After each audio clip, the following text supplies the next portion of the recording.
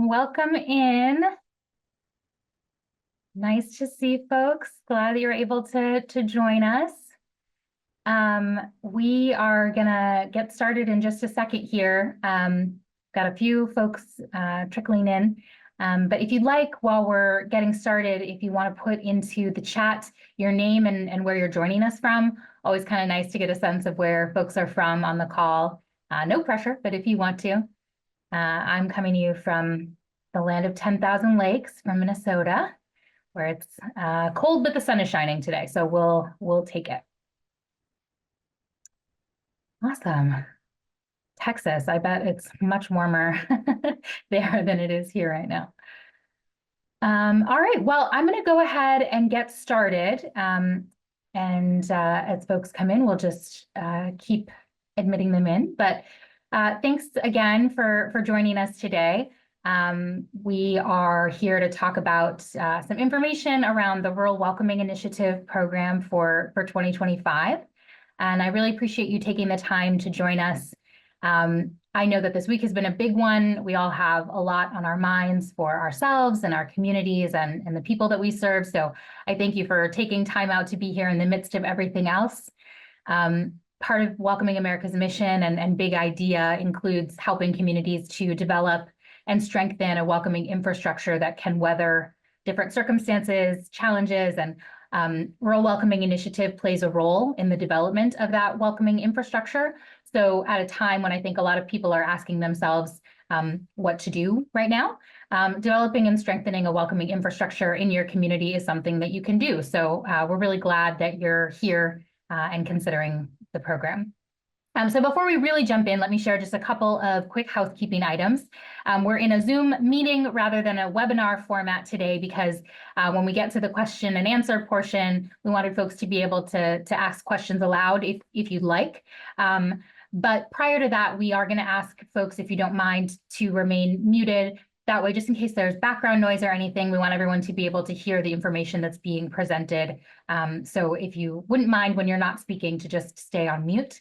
If you do run into any technical difficulties with the Zoom throughout the call, please feel free to put a message into the chat. My colleague, Anthony, who's on this call, is going to keep his eyes peeled for that, so he'll do his best to assist you.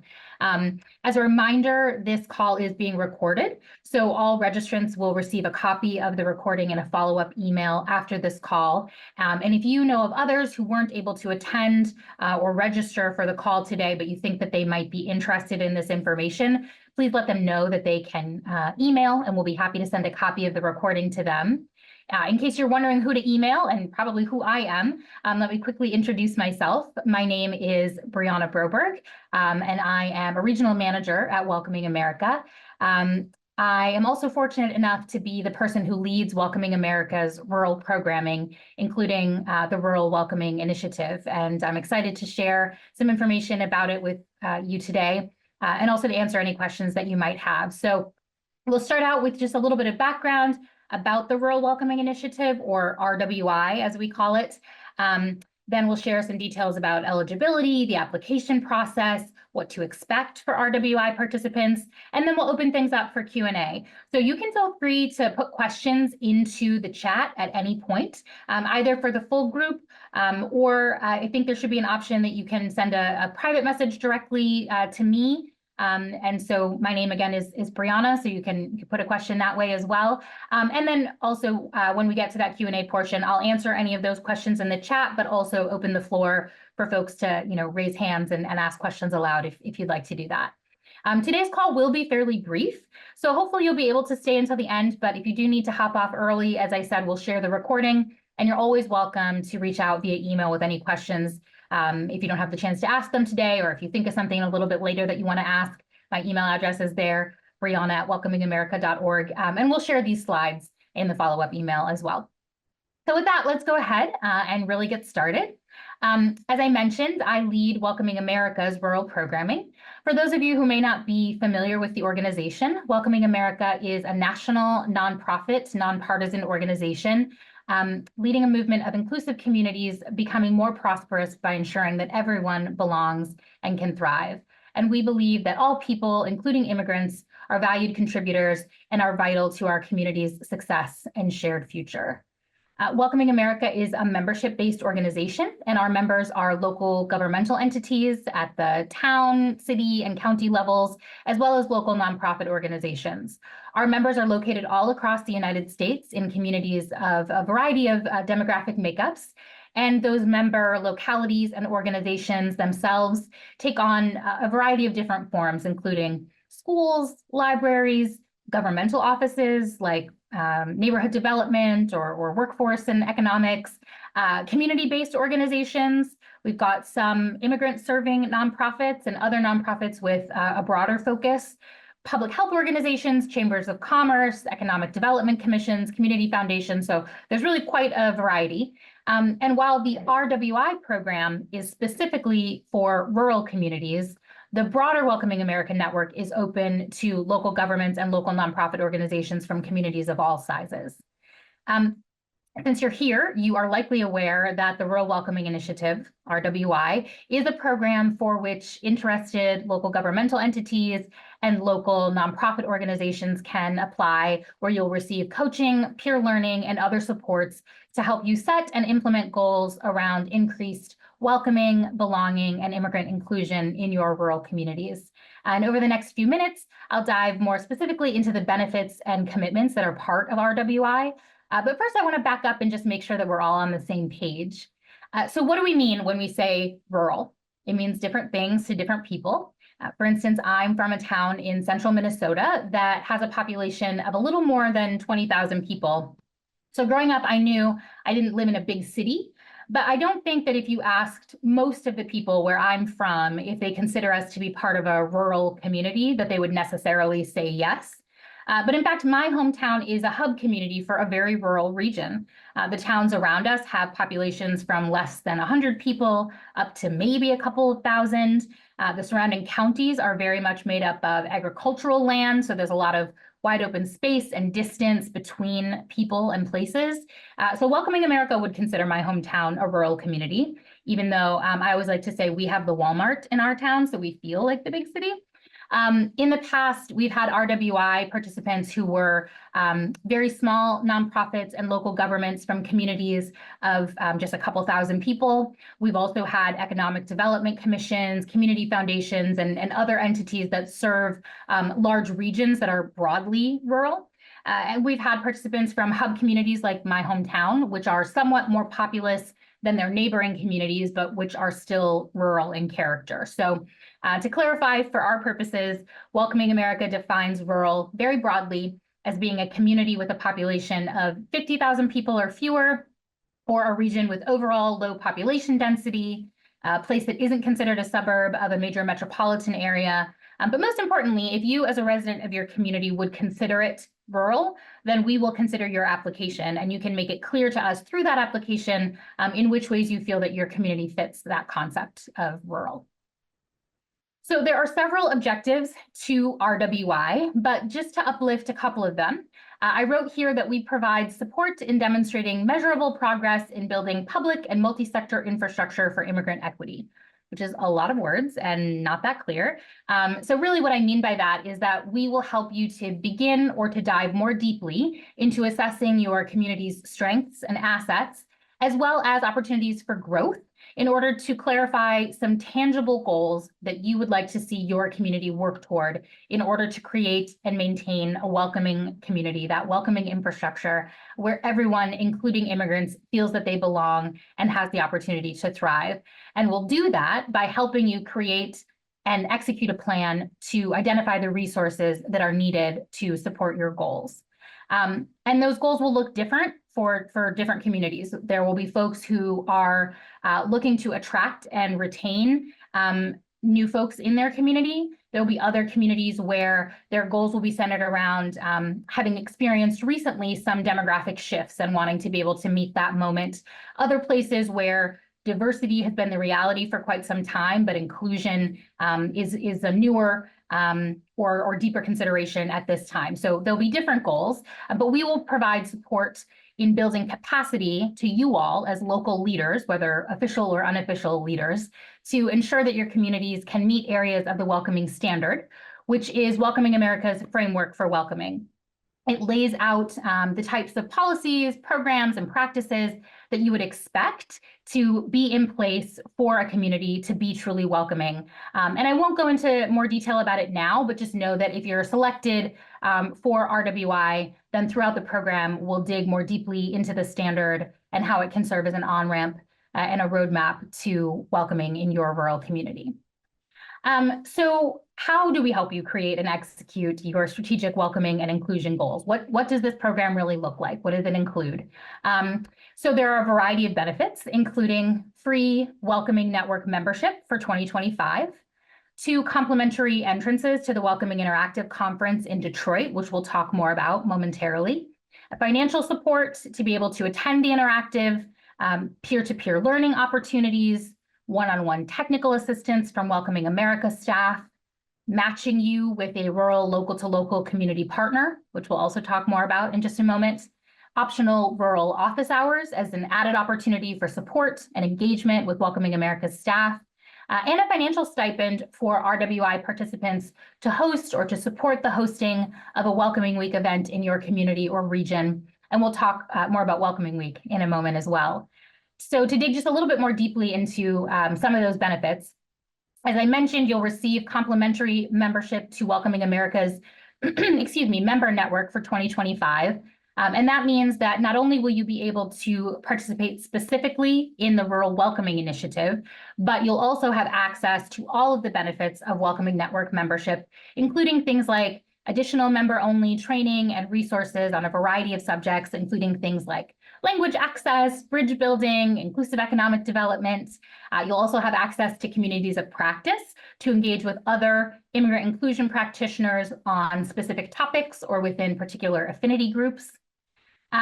Other benefits, we mentioned the Welcoming Interactive.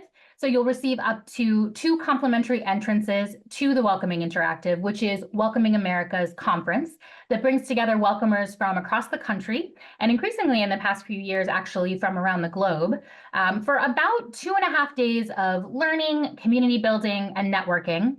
Next year's conference will take place in Detroit, Michigan from May 20th through the 22nd, and at least one person from each selected RWI site will be required to attend the conference. So we've noted here that you should plan to arrive on the 19th because we'll have an in-person RWI specific gathering the morning of May 20th, and so you'll need to arrive by the night before. So that's why you see the dates here noted as from the 19th, but if you were to look at the Welcoming Interactive on our website, you would see that it actually starts on the 20th. You can see some photos here from our RWI group in person at the Interactive last year, and also photos of the larger conference.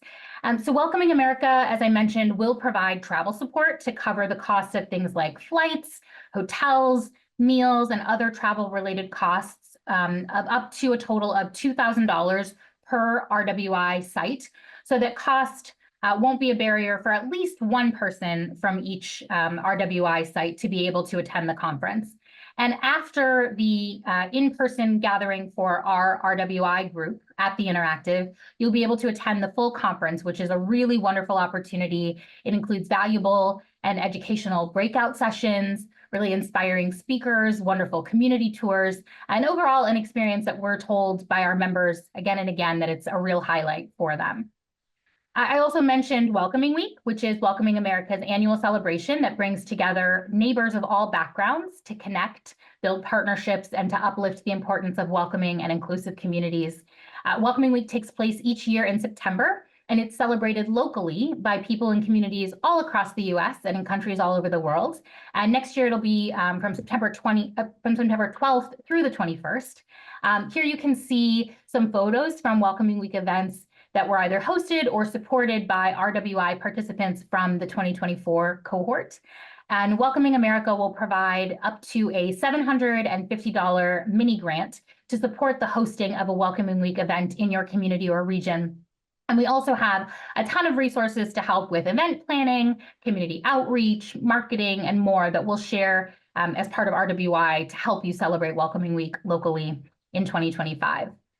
And then we have the Rural Local to Local Community Partnership. It's an RWI benefit where each RWI organization or locality will be matched with another rural member that's part of Welcoming America's network, who has been engaged in welcoming work for quite some time. So you'll get to meet with them virtually at least twice in 2025 to engage in thought partnership, connection, and expand your personal network of rural welcomers. And these photos are of some of the past L2L participants, some of whom also had the chance to meet with their partners in person at the Welcoming Interactive Conference, in addition to meeting virtually.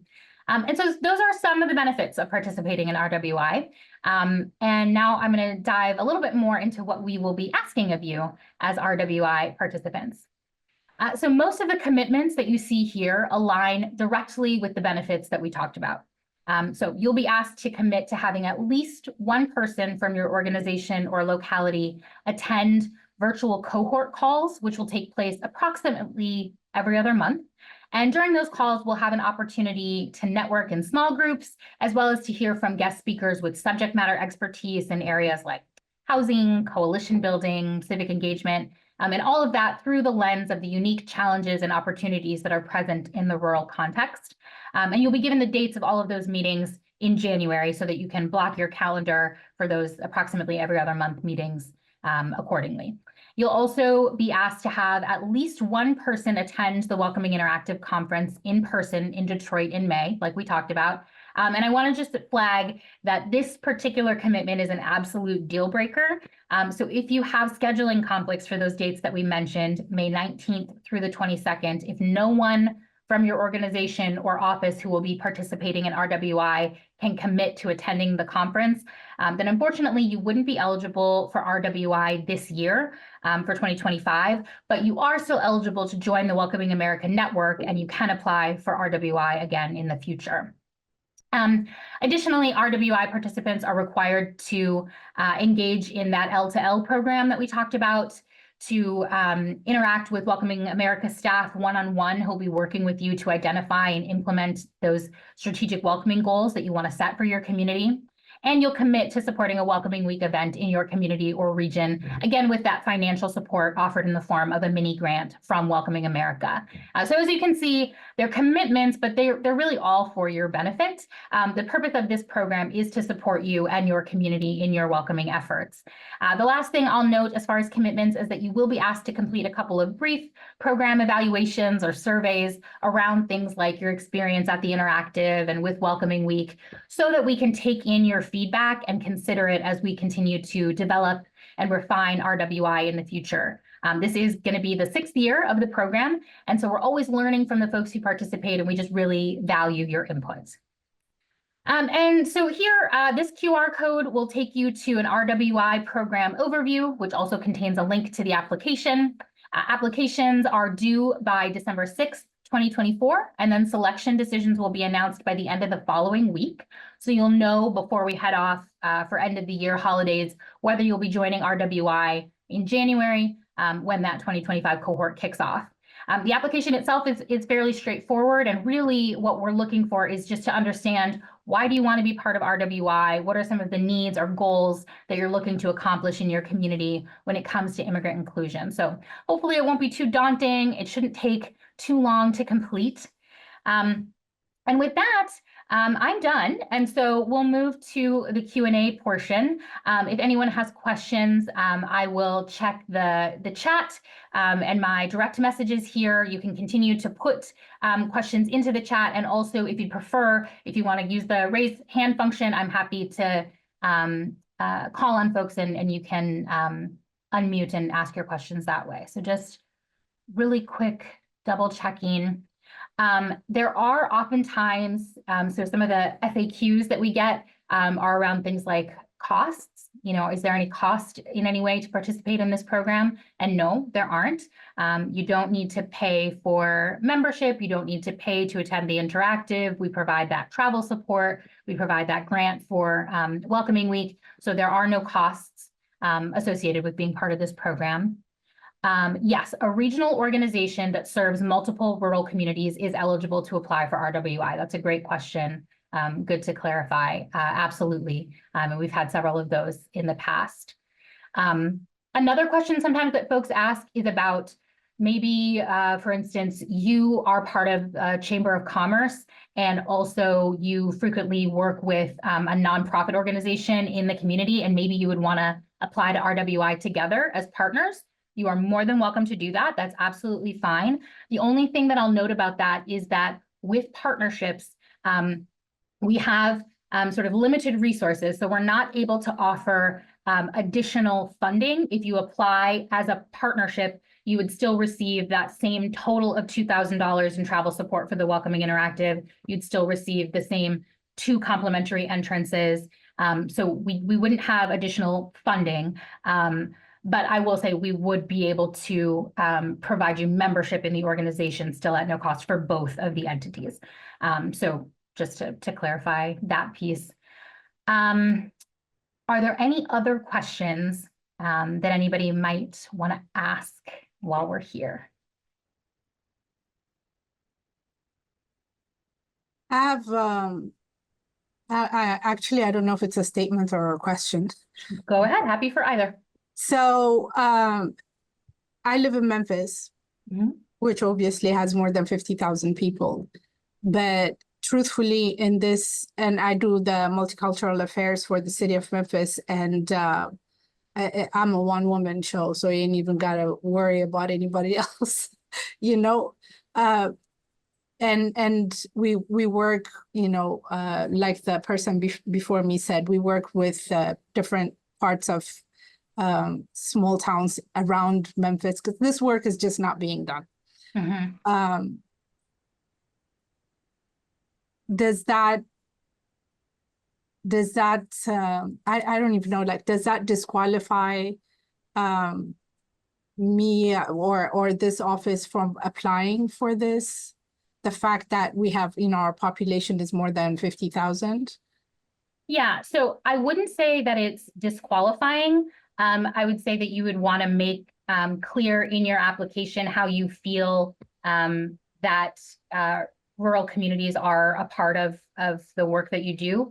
I think that it's less likely for a community the size of Memphis to be selected for this particular program because it is so tailored to folks who are just used to dealing with smaller population sizes, people who are further spread out, those types of things. But I would love to get you connected with our regional manager who works with communities specifically in your region, in the southern part of the United States, because there are a lot of other resources and supports that we might be able to offer. So even if you aren't selected for this particular program, there's a lot that we can do and would love to work with you in your community. Okay, thank you. Yes, of course. Is it Aisha Williams? Hi, yes, Hi, Aisha. Aisha. Sorry, I won't turn my camera on. Y'all do not That's just want to fine. see this. It's not something y'all want to see today. But question. So, since organizations that serve multiple rural communities, you said they were welcome. Um, I guess my question is like, okay, so for example, we serve several counties throughout Texas, and some of our communities that we're considering applying this to are very close together, lumped back. They're within like a 5 or 10 mile radius, the borders. So I guess my question is like, should we be focused on a singular community town, or could we look at this as a slightly larger effort? Because let's like even all three, for example, one of the counties I'm thinking of, the 3 towns I'm thinking of, all combined are much less than 50,000 people. So should we be focusing on just one maybe of those 3, or is it okay to kind of lump them together and do a more collective effort, or what do you suggest? Yeah, so I really think either is fine. It's just going to depend on the way that you want to approach the programming and the goals that you're thinking about wanting to achieve. It's completely fine to be thinking about the region more broadly. And we do have folks who have participated in the program before that have approached RWI in that way, particularly things like economic development commissions and community foundations. They work with really broad regions.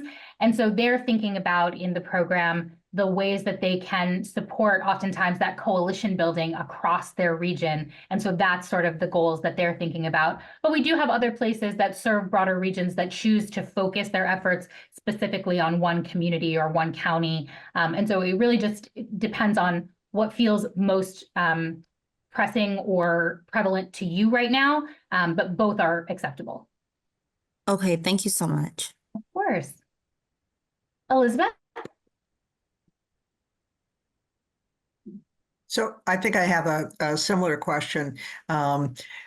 I serve 5 counties, but within that, there is a particular city within the entire county that is going to be over that 50,000. But this particular community is the rural part of the community that probably has 10 to 30,000 immigrants, and that's kind of connected to 2 other counties that are both of them are considered rural. So do I just make that really clear that I'm not really looking for the 5 counties that I serve, but just those kind of isolated areas?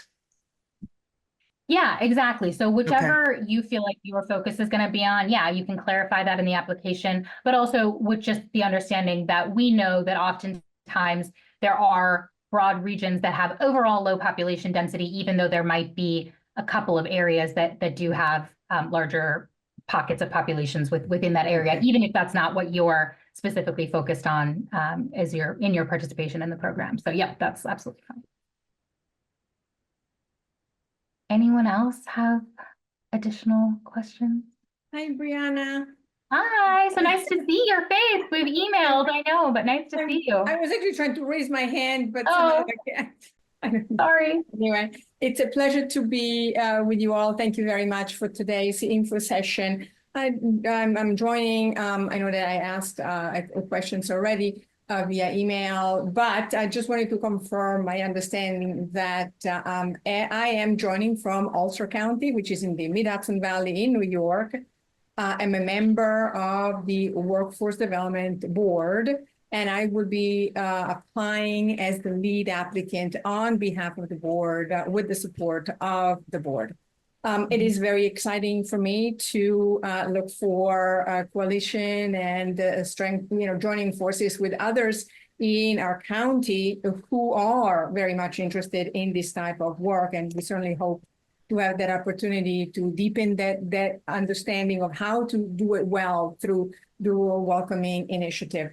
The specific question I have is the application is pretty streamlined, but for other organizations in the county or county offices who may be willing in time, perhaps not by the deadline, there's a lot to do, to perhaps have a more direct contact. If they're interested, would that be allowed? Yeah, so because RWI is one specific piece, one specific program, but you would be receiving membership, broadly speaking, to Welcoming America's network. So yes, of course, you're welcome to build coalition over time. We would love to see that happen. And so if new folks become part of your orbit, then yeah, absolutely, we're happy to talk with those folks, for those folks to be included in some of that technical assistance that you're receiving, for them to be able to access some of the other programming. As members, anyone who is a member is able to kind of hold out their hand and extend incorporation into some of the different programming that we have, because yeah, we want to help you be able to build up a multi-sector approach to that welcoming, and we can't do that if we just say, no, only you. So yes. Thank you very much. Yes, you're welcome. I don't have this information in Spanish, and I'm very sorry about that. I do wish that we did. But yeah, it's something that Welcoming America certainly thinks about with a lot of the information that we have. We have a lot of things that are translated, but I don't have this information in particular in Spanish. So I apologize, Christina. Thank you for that question. Definitely something that is a goal for future programming and information. Yes, so the information, we will send out a copy of the reporting from this session to everybody who registered today. We will send out a copy of the slides. And if folks weren't able to register, so they're not automatically on that list, anyone who wants to, I'm just going to put my email address in the chat, just brianna@welcomingamerica.org. If you want to send me an email or ask, let anyone else know to send me an email, and I will share this information with them that way. It's also available on our website, which is just welcomingamerica.org.